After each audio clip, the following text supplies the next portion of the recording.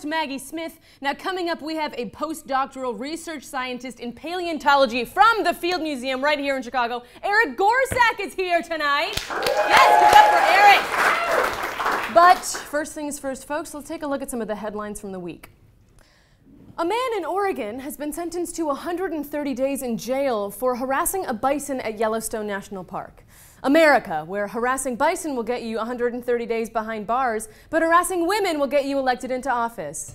NYU has announced that it will offer free tuition for all med students accepted this year, said an article sent to me by my mom. This week, PETA persuaded Nabisco to no longer print animal cracker boxes showing the animals in cages and to instead show them free.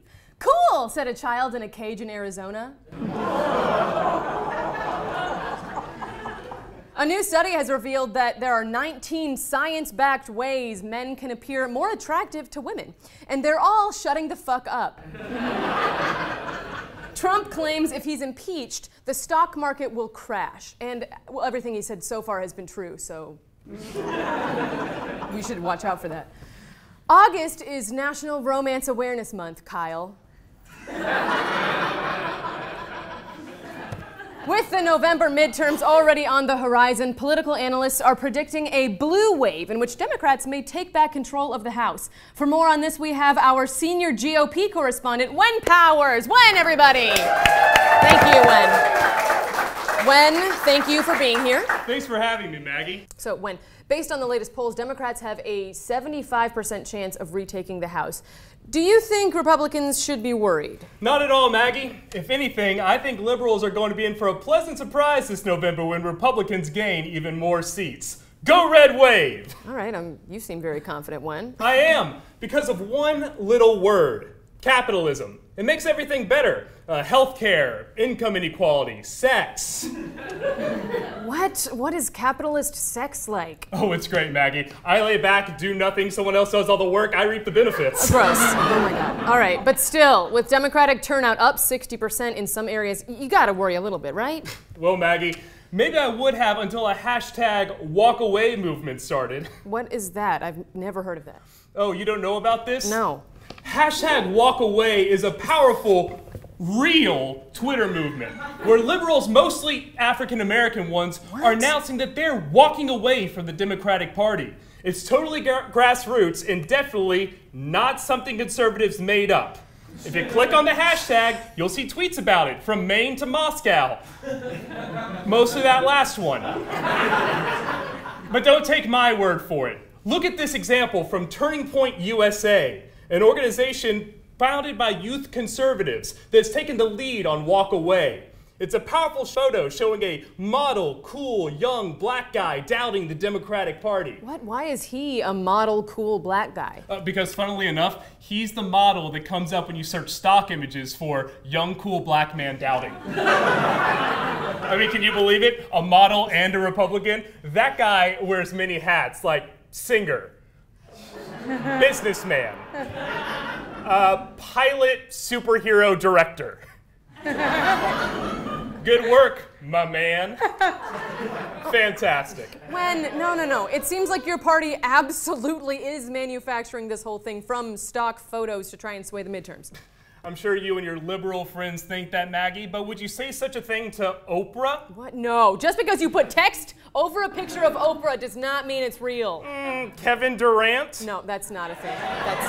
No. The Reverend King. Go fuck yourself! No! I told you, Maggie, I refuse to put in the work to do that. All right, Wen Powers, everybody. Please don't forget to register to vote. We'll be right back. Walk away.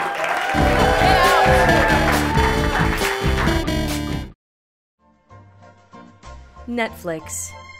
What else are you gonna fucking do? Netflix.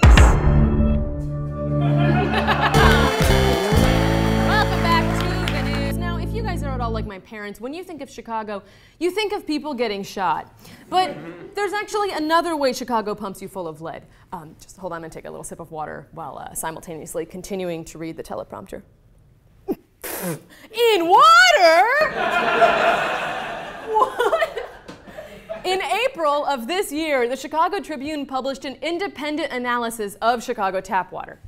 Of the approximately 2,800 homes tested in the last 2 years, lead was found in 70%, meaning more homes have lead in their water than have two parents. Now, as I'm sure you've been made aware of by living on this planet for any amount of time, exposure to lead is bad. It can cause irreversible brain damage, especially for those with developing brains, like babies and the people in charge of MoviePass. In adults, lead can also cause forgetfulness, high blood pressure, kidney damage, and forgetfulness. Now, why is this happening? Well, treated water from Lake Michigan, like a pencil, according to the school know-it-all, is actually lead-free. But the water becomes contaminated after passing through Chicago's lead pipes. And now we got a lot of these because up until 1986, it was mandatory for Chicago's pipes to be made of lead.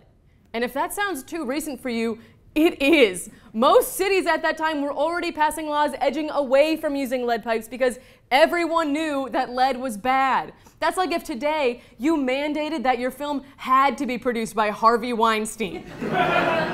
We know that that's not good. Stop! And why haven't you heard anything about this? Well, historically, the city has only conducted the minimum amount of testing required by the EPA. The minimum is, hold on, I hate to do this again, but I just gotta take just a little sip of water here. 50 homes? Okay, handle this. Every 3 years? My Apple Watch. That's 0.00004%. And if you round that up to the nearest integer, that comes to nothing. But through the Tribune's testing, the lead and water ratio in some areas of Chicago averages as high as 17.6 parts per billion, which is over 3 times the FDA's limit for bottled water. And they only let 2 parts of hydrogen in there. Experts and anyone agrees that the best way to fix the problem is probably by replacing the lead pipes. Well, almost anyone. Chicago's mayor and Batman who doesn't feel like suiting up, Rahm Emanuel, has repeatedly denied that Chicago has a lead problem, even though we consistently have some of the highest levels of childhood lead poisoning in the country, which probably explains the high percentage of improv teams. And Rahm is not the only one. The Chicago Water Management Commissioner, Randy Connor, has said, and I quote, "Chicago has the best drinking water and the cleanest drinking water that is ever to be found." It turns out he's only ever been here in Flint, Michigan. Rahm also says that it's up to homeowners, not the city, to replace lead pipes at their own expense, which kind of translates to rich people get to drink clean water and people who don't have an extra $2,000 to $8,000 lying around do not. You're equally screwed if you don't live in a building you own, like anyone born after 1988. We never will. To Rahm, water is a luxury, like going on vacation or having a school in your neighborhood. Now, make sure to go out and vote in 2019. If you feel like I can't even keep a small plant alive, let alone be the person responsible for keeping lead out of my water supply, don't worry. Well, do, but a little bit less, because there are some things you can do. First things first, you can order a free test kit at www.chicagowaterquality.org or just by calling 311. You can also familiarize yourself with some common misconceptions. For instance, the EPA recommends flushing water for 3 to 5 minutes, but 20% of Chicago homes show higher levels of lead after the tap had been running for 3 minutes. Something else to know, boiling water does not get rid of lead, but it will warm up the lead. And importantly, if you think you're safe because you have a Brita filter, you're probably not. Lots of filters do not filter out lead. In fact, many of the common ones don't. So when buying a filter, check the specs.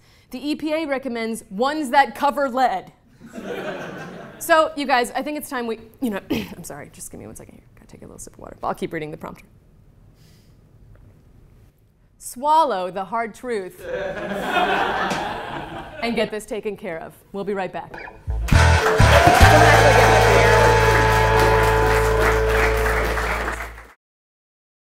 Netflix. Because your old roommate still hasn't changed her password. Netflix.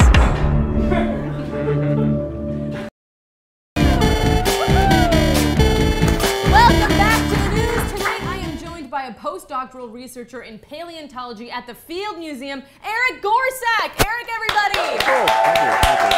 Oh my gosh. Now, Eric, there is a lot of cool paleontology-based things happening at the Field Museum right now. Yeah, there's a lot. Would you like to extrapolate on that? Yeah, sure. Yeah, we're celebrating like 125th year at the Field Museum. Yes! Oh my God, yes! And there's a couple new exhibits and some new things that we're showing off this year. The big one is Maximo, the giant Titanosaur in Stanley Field Hall. And we also just opened up the Antarctic Dinosaurs exhibit, which is, I think, a really cool exhibit. I worked on it.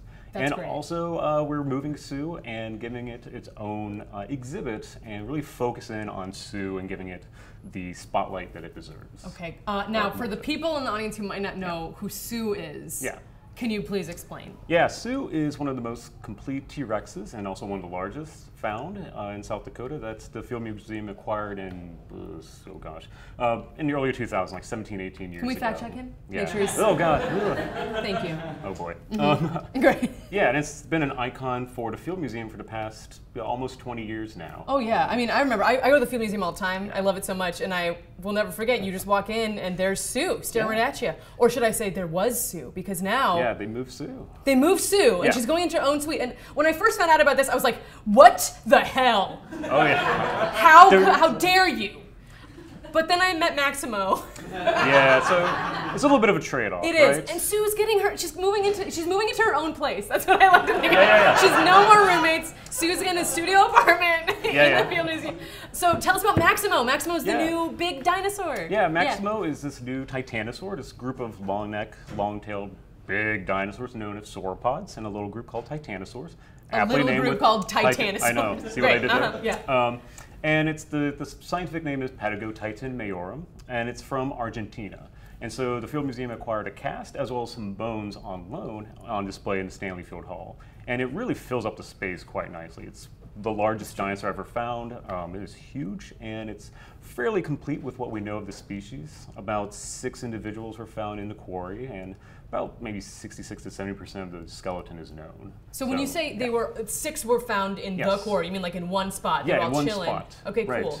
Yeah, there was the one like cool. Just little like quarry. Huge. Yeah, there's like huge dinosaurs in a quarry. Yeah, there's a couple of cool. them actually. Yeah, at least 6 from what we could tell. Cool. Yeah. No, I'm just gonna. You said from what we know about titanosaurs. What do we know about them? Like from what I've seen, it's the biggest animal ever, right? Of all time. Biggest land animal. Oh. The blue whale is still the largest. Don't forget about the blue whale, y'all. Yeah. Biggest of all. That's hashtag. True. Yeah. Yeah. But of course, whales live in the water. It's a completely different set of physics that they have to deal with, right? That's true, so there's cheating if you want to go with the largest thing ever. But for land animals, titanosaurs, some species were some of the largest animals to ever live on land. And Patagotitan is one of the largest, weighing in at about I think the estimate is about 69, 70 tons. What? So that's a huge animal. Dude. And it's not the only one. There's several other close relatives that are about that size. But some of the cool things about titanosaurs is that for this group of dinosaurs, they have a very wide range of body sizes. So this one, like Patagotitan, some of its relatives, pushing 70 tons. Some of these smaller relatives of titanosaurs are about like 5 or 6 tons. That's so you have such a wide difference, range, right? So you have teeny titanosaurs. Teeny-saurs. Titanosaurs?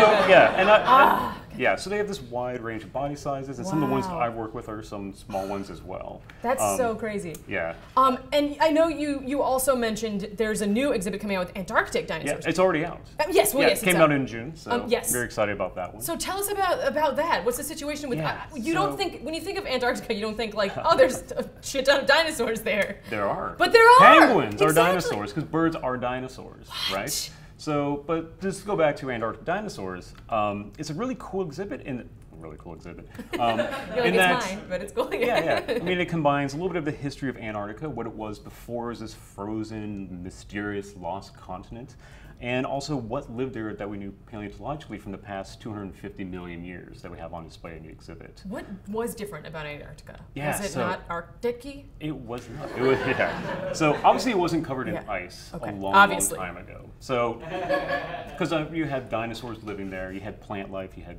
forests, you even had giant amphibians living there at some point. Giant Antarctic frogs? Not frogs, but more like giant salamanders. These little things called like temnospondyls. They're close relatives relatives to today's salamanders and frogs. And we have a model of one on display in the exhibit. We have some of the fossils from the skulls as well to show you that that's what it looks like. That's super cool. Yeah, they're really weird and bizarre. They're like these giant, large salamanders that have teeth.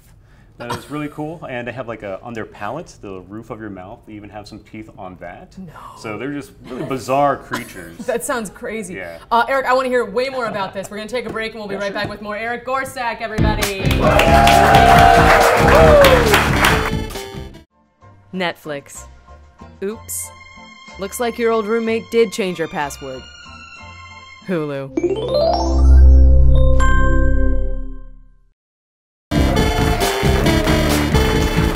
Thank you so much for watching the news. Here is your asterisk of the week. And we look very much forward to it. And I believe the president is on the phone. Enrique?